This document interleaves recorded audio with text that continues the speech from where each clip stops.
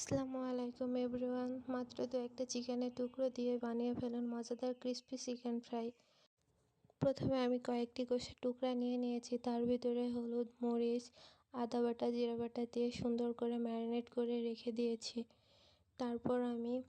তারপর আমি চালের গুঁড়ার ভিতরে লবণ, হলুদ, মরিচের গুঁড়া দিয়ে ম্যারিনেট করা গোশটাকে সুন্দর আটাটার ভিতরে মাখিয়ে নেব। এক ফুট দেওয়ার পর প্রথমে আমি পানি দিয়ে একবার ধুয়ে নেব, তারপর আবার আমি ওই আটার ভিতরে আর একবার কোট করে নিব।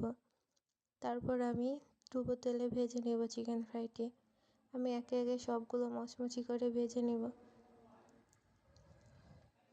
এই যে চিকেন ফ্রাই আমার প্রায় অলরেডি ডান। এই যে আমি একটা একটা করে উঠিয়ে নিচ্ছি, বাকিগুলোও দিয়ে দিচ্ছি।